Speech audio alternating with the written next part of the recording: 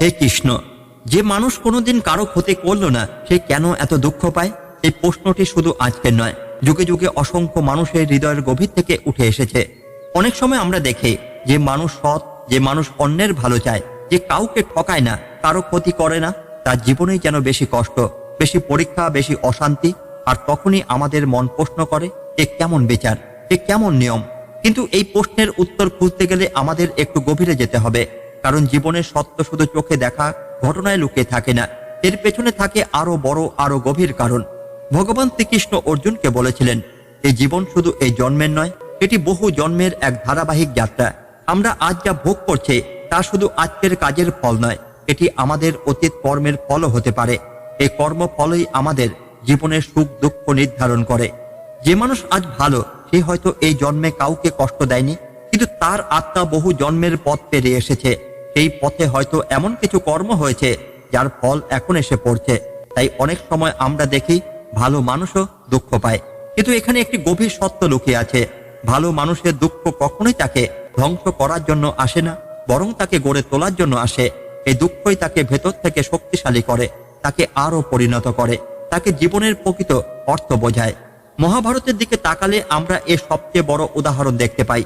পাণ্ডবরা কখনো অন্যায় করেনি, তারা সবসময় ধর্মের পথে চলেছে, তবুও তাদের জীবনে কত কষ্ট এসেছে, বনবাস, অপমান, যুদ্ধ, কিন্তু সেই কষ্টই তাদেরকে মহান করে তুলেছে। সেই কষ্টই তাদের জীবনের শিক্ষা হয়ে দাঁড়িয়েছে।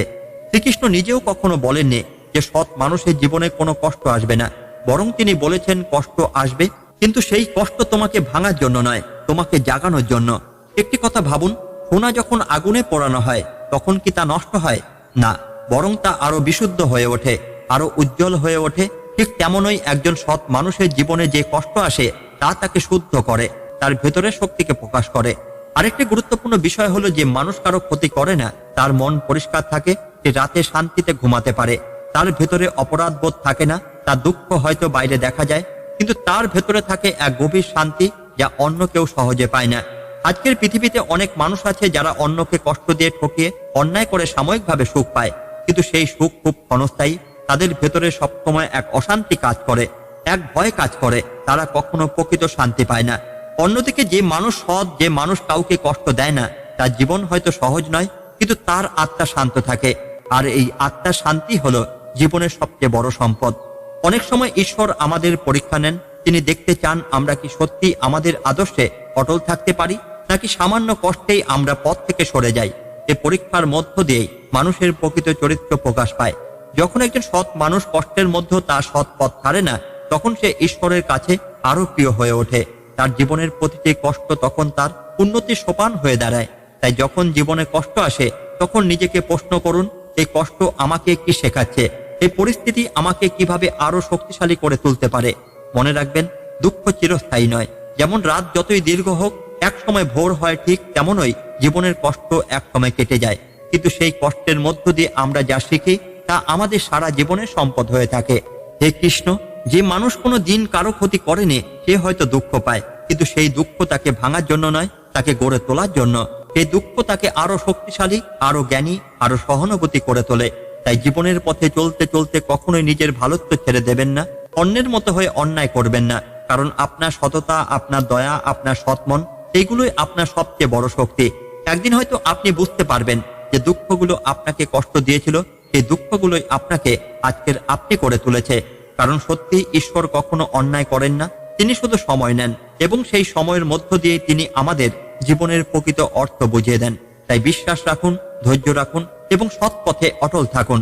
অনেক অনেক কাল আগে প্রাচীন ভারতের এক শান্ত এবং সমৃদ্ধ রাজ্যে বাস করতেন এক ধর্মপরায়ণ রাজা, মহারাজ শিবির। তার নামের মতোই তার চরিত্র ছিল পবিত্র। তিনি কখনো কাউকে কষ্ট দিতেন না, অন্যায় করতেন না, বরং সবসময় সত্য, দয়া এবং ধর্মের পথে চলতেন। তার প্রজারা তাকে পিতার মতো ভালোবাসত, কারণ তিনি সবসময় তাদের মঙ্গল চিন্তা করতেন।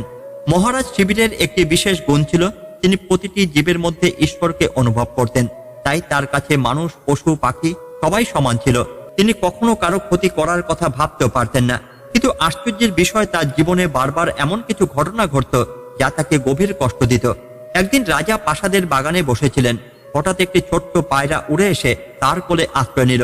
পায়রাটি ভয়ে কাঁপছিল। ঠিক তার পেছনে এসে উপস্থিত হলো এক ভয়ঙ্কর বাজ পাখি। সে সে বলল, রাজা, ওই পায়রাটি আমার খাদ্য, তুমি তাকে আমাকে ফিরিয়ে দাও। রাজা শান্তভাবে বললেন, এই পায়রাটি আমার আশ্রয়ে এসেছে, আমি তাকে তোমার হাতে তুলে দিতে পারি না, আমি কাউকে কষ্ট দিতে চাই না। বাজ পাখি তখন বলল, আমি যদি এই পায়রাটিকে না খাই তাহলে আমি না খেয়ে মরে যাব, তাহলে কি তুমি আমার ক্ষতি করতে চাও? আমারও তো বাঁচার অধিকার আছে। রাজা গভীর চিন্তায় পড়লেন। একদিকে পায়রার জীবন, অন্যদিকে বাজ পাখির জীবন, তিনি দুজনের কষ্ট দিতে চান না। তখন তিনি বললেন, আমি তোমাকে এই পায়রার পরিবর্তে আমার শরীরের মাংস দেব, তুমি যতটা মাংস চাও আমি দেব, কিন্তু এই পায়রাটিকে আমি ছেড়ে দিতে পারবো না। বাজ পাখি রাজি হলো। তখন রাজা একটি দাড়িপাল্লা আনলেন, এক পাশে পায়রাটিকে রাখা হলো আর অন্য পাশে রাজা নিজের শরীর থেকে মাংস কেটে রাখতে শুরু করলেন। কিন্তু আশ্চর্যের বিষয়, যতই তিনি মাংস দেন পায়রার ওজন ততই বাড়তে থাকে। রাজা তখন নিজের সমস্ত শরীর ওই পাল্লায় তুলে দিতে প্রস্তুত হলেন। তার চোখে কোনো ভয় ছিল না, কোনো দুঃখ ছিল না, তিনি শুধু ভাবছিলেন কিভাবে দুটি জীবনকে বাঁচানো যায়। ঠিক সেই মুহূর্তে এক অলৌকিক ঘটনা ঘটল। পায়রা এবং বাজ পাখি তাদের আসল রূপে ফিরে এলেন। তারা আর কেউ নন, স্বয়ং দেবরাজ ইন্দ্র এবং অগ্নিদেব। তারা রাজাকে পরীক্ষা করতে এসেছিলেন। দেবতারা মুগ্ধ হয়ে বলেন, হে রাজা, তুমি সত্যিই মহান, তুমি নিজের কষ্টের কথা না ভেবে অন্যের জীবন বাঁচানোর জন্য সবকিছু দিতে প্রস্তুত হয়েছ। তুমি কখনো কারো ক্ষতি করো না, তবু জীবনে যে কষ্ট এসেছে তা ছিল তোমার পরীক্ষা। মহারাজ শিবির তখন শান্তভাবে বললেন, আমি কখনো বুঝতে পারতাম না কেন আমি এত কষ্ট পাই, যদিও আমি কাউকে কষ্ট দিই না, কিন্তু আজ বুঝতে পারছি এই কষ্টই আমার ভক্তি, আমার ধৈর্য এবং আমার ধর্মকে পরীক্ষা করার জন্য এসেছে। দেবতারা তাকে আশীর্বাদ করলেন এবং বললেন যে মানুষ সত্যি সৎ, যে কখনো কারো ক্ষতি করে না, তার জীবনে কষ্ট আসে তাকে ভাঙার জন্য নয়, তাকে আরো মহান করে তোলার জন্য। এই ঘটনার পর মহারাজ শিবিরের নাম চারদিকে ছড়িয়ে পড়ল। মানুষ তার জীবন থেকে শিখতে লাগলো, সত্যিকারের ভালো মানুষ কখনো কষ্ট থেকে মুক্ত নয়, কিন্তু সেই কষ্টই তাকে ঈশ্বরের আরো কাছে নিয়ে যায়। এই গল্প আমাদের শেখায়, হে কৃষ্ণ, যে মানুষ কোনোদিন কারো ক্ষতি করেনি সে হয়তো দুঃখ পায়, কিন্তু সেই দুঃখ কোনো শাস্তি নয়, বরং একটি পরীক্ষা, একটি শিক্ষা। এই দুঃখের মধ্য দিয়ে মানুষ তার আসল শক্তি খুঁজে পায়, তার ভক্তি আরো গভীর হয়। তাই জীবনের পথে যদি কখনো মনে হয় আমি তো কাউকে কষ্ট দিইনি, তবুও কেন এত দুঃখ, তখনই মনে রাখবেন হয়তো ঈশ্বর আপনাকে ভেঙে দিতে চান না, বরং আপনাকে আরো উঁচুতে তুলে ধরতে চান। কারণ সত্যি সৎ মানুষের কষ্ট তার পতন নয়, তার মহত্বের পথ। এখন এই দুঃখী মানুষের কি করা উচিত, এই প্রশ্নটাই আজ অসংখ্য মানুষের হৃদয় গভীর থেকে উঠে আসে। যখন জীবনের প্রতিটি দিকে কষ্ট এসে ঘিরে ধরে, যখন মনে হয় আমি তো কাউকে কষ্ট দিইনি, তবু কেন আমার জীবনে এত দুঃখ, তখন মানুষ দিশেহারা হয়ে পড়ে। তখন সে বুঝতে পারে না কোন পথে গেলে শান্তি পাবে, কি করলে এই যন্ত্রণা থেকে মুক্তি মিলবে। কিন্তু এই অবস্থাতেই মানুষের জীবনের সবচেয়ে গুরুত্বপূর্ণ সিদ্ধান্ত নিতে হয়, কারণ দুঃখের সময় ঠিক করে দেয় মানুষ ভেঙে পড়বে নাকি আরো শক্ত হয়ে উঠবে। প্রথমেই একটি কথা বুঝতে হবে, দুঃখ কোনো শাস্তি নয়, দুঃখ একটি শিক্ষা। জীবনের প্রতিটি কষ্ট আমাদের কিছু না কিছু শেখাতে আসে, কিন্তু আমরা অনেক সময় সেই শিক্ষাটাকে না দেখে শুধু কষ্টটাকে দেখি, আর সেই কারণেই আমরা আরো অশান্ত হয়ে পড়ি। যখন একজন মানুষ দুঃখে থাকে তখন তার সবচেয়ে বড় শত্রু হয়ে ওঠে তার নিজের মন। মন তাকে বারবার বলে, সব শেষ হয়ে গেছে, আমার জীবন অর্থহীন, আমি আর পারবো না। এই চিন্তাগুলি মানুষকে ভেতর থেকে দুর্বল করে দেয়। তাই প্রথম কাজ হলো নিজের মনকে নিয়ন্ত্রণ করা, তাকে ভুল পথে যেতে না দেওয়া। এই সময় একজন মানুষের কি করা উচিত? প্রথমত তাকে থামতে হবে, জীবনের দৌড় থেকে একটি বিরতি নিতে হবে এবং নিজের ভেতরের দিকে তাকাতে হবে। আমরা সারাদিন বাইরে ছুটে বেড়াই, কাজ, দায়িত্ব, চিন্তা, এই সবের মধ্যে নিজেকে ভুলে যাই। কিন্তু দুঃখের সময় হলো সেই সুযোগ যখন আমরা নিজের সাথে কথা বলতে পারি। নিজেকে জিজ্ঞাসা করুন, আমি আসলে কি চাই, আমার জীবনের উদ্দেশ্য কি, আমি কি শুধুই বাইরে সুখের পেছনে ছুটছি নাকি আমি ভিতরে শান্তি খুঁজছি। এই সময় ঈশ্বরের উপর ভরসা রাখা সবচেয়ে গুরুত্বপূর্ণ। যখন সবকিছু হাতের বাইরে চলে যায় তখনই বোঝা যায় আমরা আসলে কতটা সীমিত। আর সেই সময় যদি আমরা ঈশ্বরকে স্মরণ করি, তার উপর বিশ্বাস রাখি, তাহলে আমাদের ভেতরে এক অদ্ভুত শক্তি জন্মায়। ভগবান শ্রীকৃষ্ণ বলেছেন, যে আমার উপর ভরসা রাখে আমি তাকে কখনো একা ছেড়ে দিই না। এই বিশ্বাসটাই মানুষের দুঃখের সময় টিকিয়ে রাখে। ধৈর্য রাখা খুব জরুরি। দুঃখের সময় আমরা খুব দ্রুত ফল চাই, আমরা চাই এই কষ্টটা এখনই শেষ হয়ে যাক, কিন্তু জীবনের সবকিছু সময় অনুযায়ী হয়। যেমন একটি ক্ষত সেরে উঠতে সময় লাগে, তেমনি মনের কষ্ট ধীরে ধীরে সারে। এই সময় যদি আমরা ধৈর্য হারিয়ে ফেলি, তাহলে আমরা ভুল সিদ্ধান্ত নিয়ে ফেলতে পারি, যা আমাদের আরো বড় সমস্যায় ফেলে দেয়। নিজের ভালোত্বকে কখনো ছেড়ে দেওয়া যাবে না। অনেক সময় মানুষ ভাবে আমি তো ভালো ছিলাম, তবুও কষ্ট পেলাম, তাহলে ভালো হয়ে কি লাভ? এই চিন্তাটা খুব বিপজ্জনক, কারণ এটি মানুষকে তার আসল পথ থেকে সরিয়ে দেয়। মনে রাখবেন, আপনার ভালোত্বই আপনার সবচেয়ে বড় শক্তি। অন্যরা কি করছে তা দেখে নিজের পথ বদলাবেন না। আপনি সৎ থাকুন, আপনি ভালো থাকুন। এই গুণগুলোই একদিন আপনার জীবনের সবচেয়ে বড় আশীর্বাদ হয়ে ফিরে আসবে। নিজের কষ্টকে অন্যের কষ্ট বোঝার শক্তিতে পরিণত করুন। আপনি যখন নিজে কষ্ট পান তখন আপনি বুঝতে পারেন কষ্ট কতটা কঠিন। এই অভিজ্ঞতা আপনাকে অন্যদের প্রতি আরো সহানুভূতিশীল করে তোলে। একজন মানুষ যখন নিজের দুঃখকে শক্তিতে পরিণত করতে পারে তখন সে শুধু নিজেই নয়, অন্যদের জীবনও আলো নিয়ে আসতে পারে। আরেকটি গুরুত্বপূর্ণ বিষয় হলো নিজেকে কখনো একা মনে করবেন না। আমরা অনেক সময় ভাবি আমার কষ্ট কেউ বুঝতে পারে না, আমি একা এই যন্ত্রণা ভোগ করছি। কিন্তু এই পৃথিবীতে এমন অনেক মানুষ আছে যারা আপনার মতো কষ্টের মধ্য দিয়ে যাচ্ছে। আপনি একা নন। এই সময় ভালো মানুষের সঙ্গে খুব গুরুত্বপূর্ণ, যারা আপনাকে বুঝতে পারে, যারা আপনাকে উৎসাহ দেয়, যারা আপনাকে সঠিক পথে থাকতে সাহায্য করে, তাদের সাথেই থাকুন। সবশেষে একটি কথা মনে রাখবেন, এই সময়টাও কেটে যাবে। আজ যে কষ্ট আপনাকে কাঁদাচ্ছে, একদিন সেই কষ্টই আপনার জীবনের সবচেয়ে বড় শিক্ষা হয়ে দাঁড়াবে। একদিন আপনি পিছনে ফিরে তাকিয়ে বলবেন, এই কষ্ট না থাকলে আমি আজকের আমি হতে পারতাম না। তাই এখন এই দুঃখী মানুষের কি করা উচিত? তাকে ভেঙে পড়া উচিত নয়, তাকে পালিয়ে যাওয়া উচিত নয়। তাকে নিজের উপর বিশ্বাস রাখতে হবে, ঈশ্বরের উপর ভরসা রাখতে হবে, ধৈর্য ধরে থাকতে হবে এবং নিজের ভালোত্বকে আঁকড়ে ধরে রাখতে হবে। কারণ জীবনের অন্ধকার যতই গভীর হোক না কেন, তারপরেই আসে আলো। আর যে মানুষ এই অন্ধকার সময় নিজের আলোকে নিভতে দেয় না, সেই একদিন সত্যিকারের আলো হয়ে ওঠে। অনেক অনেক কাল আগে কুরুক্ষেত্রে যুদ্ধের বহু আগের কথা, হস্তিনাপুরের রাজসভায় একদিন এমন একটি ঘটনা ঘটেছিল যা শুধু ইতিহাস নয়, মানুষের হৃদয়ের গভীরে আজও প্রশ্ন জাগায়। যে মানুষ কখনো অন্যায় করেনি, সে কেন এত দুঃখ ভোগ করে? সে মানুষটি ছিলেন মহারাজ যুধিষ্ঠির। ধর্মরাজ নামে পরিচিত, সত্যবাদী, ন্যায়পরায়ণ, কখনো কারো ক্ষতি করেননি। তার জীবনের একমাত্র লক্ষ্য ছিল ধর্ম পালন করা। তবু তার জীবনে এমন এক সময় এলো যখন তাকে সবকিছু হারাতে হলো। একদিন দুর্যোধন ও শকুনির চক্রান্তে যুধিষ্ঠিরকে পাশা খেলায় আমন্ত্রণ জানানো হলো। যুধিষ্ঠির জানতেন পাশা খেলা ঠিক নয়, কিন্তু রাজ, ধর্ম এবং সবার সম্মানের কারণে তিনি সেই আমন্ত্রণ ফিরিয়ে দিতে পারলেন না। খেলা শুরু হলো, আর সেই খেলায় শকুনির চাতুর্যে একের পর এক হারতে লাগলেন যুধিষ্ঠির। প্রথমে হারালেন তার ধন সম্পদ, তারপর রাজ্য, তারপর ভাইদের, এমনকি শেষে নিজেকেও। কিন্তু এখানে শেষ নয়, তিনি তার পত্নী দ্রৌপদীকেও বাজে রাখলেন এবং হারালেন। রাজসভায় দ্রৌপদীর অপমান হলো, পাণ্ডবরা অসহায় হয়ে দাঁড়িয়ে রইলেন। সেই মুহূর্তে যুধিষ্ঠিরের মনে এক গভীর প্রশ্ন জেগে উঠল, আমি তো সব সময় ধর্মের পথে চলেছি, কখনো অন্যায় করিনি, তবু কেন আমার জীবনে এমন দুঃখ এলো? এরপর পাণ্ডবদের 13 বছরের বনবাস যেতে হলো, রাজা হয়ে যুধিষ্ঠিরকে বনে থাকতে হলো, কষ্ট সহ্য করতে হলো, অপমান সহ্য করতে হলো। অনেক রাত তিনি একা বসে ভাবতেন, এখন এই দুঃখী মানুষের কি করা উচিত? আমি কি সবকিছু ছেড়ে দেব, নাকি এই কষ্টের মধ্যে ধর্মের পথেই থাকবো?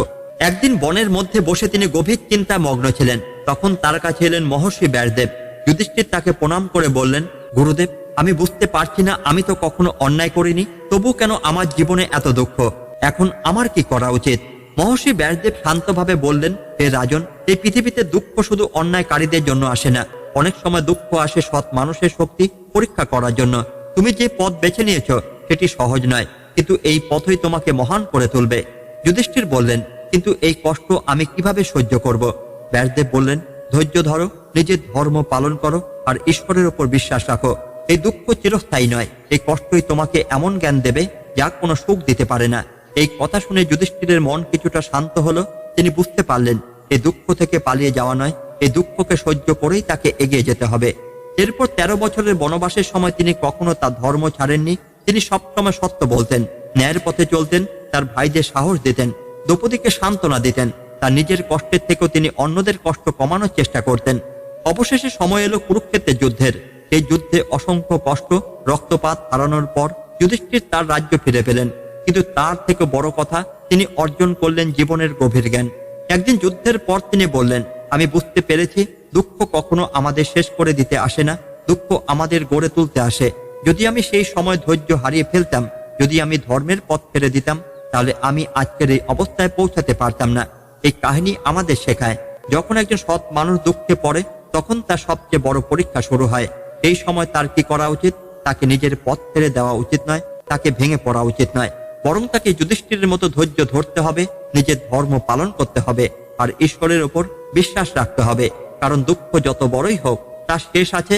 আর যে মানুষ সেই শেষ পর্যন্ত ধৈর্য ধরে থাকতে পারে, সেই একদিন প্রকৃত জয়ী হয়।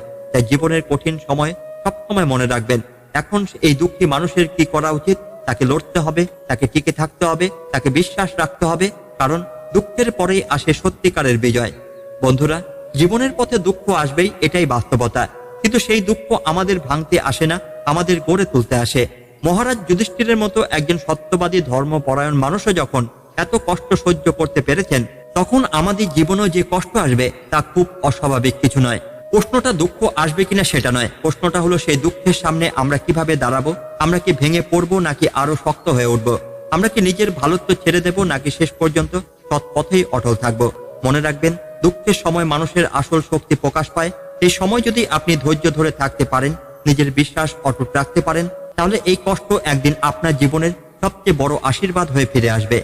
তাই জীবনের কঠিন সময়ে কখনোই আশা হারাবেন না, নিজের উপর বিশ্বাস হারাবেন না, আর ঈশ্বরের উপর ভরসা রাখা কখনো বন্ধ করবেন না। কারণ তিনি সব দেখছেন, সব জানেন এবং সঠিক সময় সঠিক ফল অবশ্যই দেবেন। আজকের এই গল্পটি যদি আপনার হৃদয় ছুঁয়ে যায়, যদি মনে হয় এই কথাগুলো আপনার জীবনের সাথে মিলে যায়, তার ভিডিওটি লাইক করবেন, শেয়ার করবেন এবং আমাদের চ্যানেল প্রীতি ভালো কথার সাথে যুক্ত থাকবেন। পরবর্তী ভিডিওতে আবারও নতুন একটি শিক্ষা, নতুন একটি গল্প নিয়ে আপনাদের সামনে হাজির হব।